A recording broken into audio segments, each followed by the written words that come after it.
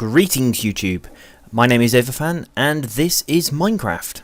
More specifically, it's the Feed the Beast mod pack, and this is the Blacksun UK server, or it's the beginnings of the new server.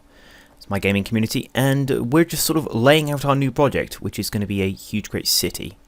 So if we zoom down here and see what Darksider and Nyx are doing, they're putting in some lights because we want to put infrastructure in before we start the game.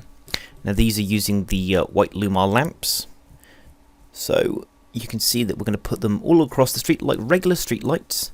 And if we just go into the options one moment, and ta-da! That's how it's going to look in nighttime. Obviously there's a few problems and kinks that need to be ironed out, and that's why we're doing all this prep work before the server actually goes live, so we can do all this stuff in creative mode. If we start panning out, you can see that the sheer scale of the city is quite large.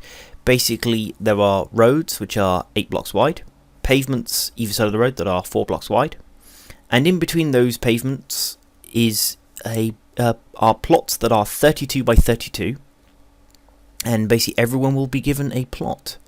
And I can already tell you that at this point this is the initial build, but it needs to be expanded because, quite frankly, we've had quite a few players come on the server, so we'll see more of that in a bit. We're just going to fly around.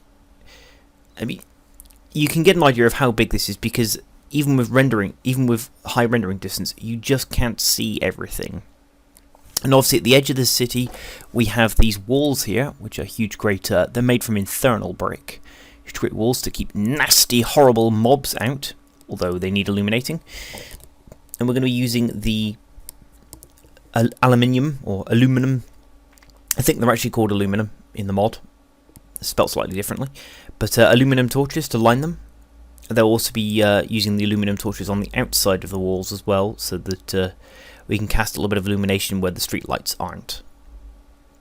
And now we've left it hollow because we want to put walkways inside them, and you'll also notice we've not played too much with the terrain.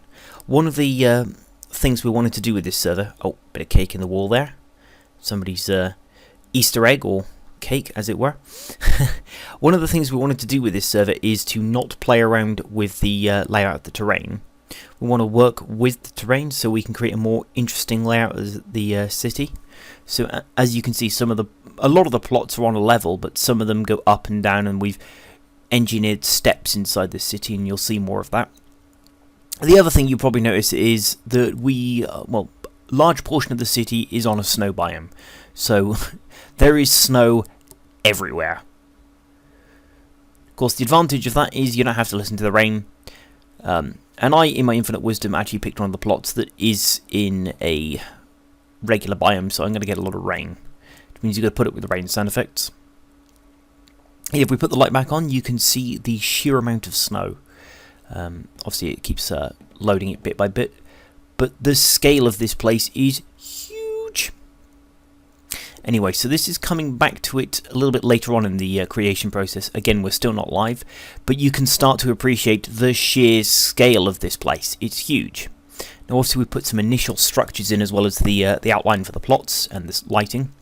We've got the storeroom in the city hall, which we'll have a look at. But if I just put it onto nighttime again, and you can start to see how the illuminations are working. We fixed all the problems by using inverted white lamps. We've not got to worry about turning them on or off, so don't have to worry about circuits. Now, I'll just have a look here.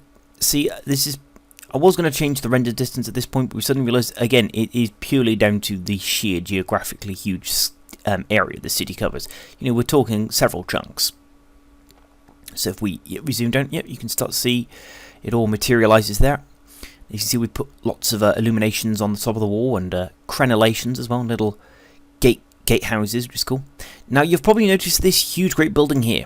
This is going to be where all our Thorncraft does, which is a mod that uses a lot of sorcery. So that is our wizard's tower. So anyone who wants to be a wizard has to do it in there or outside of the city, because sorcery invariably creates flux, and flux is, well, bad.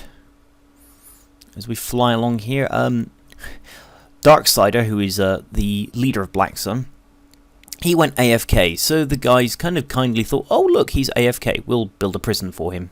So there we go.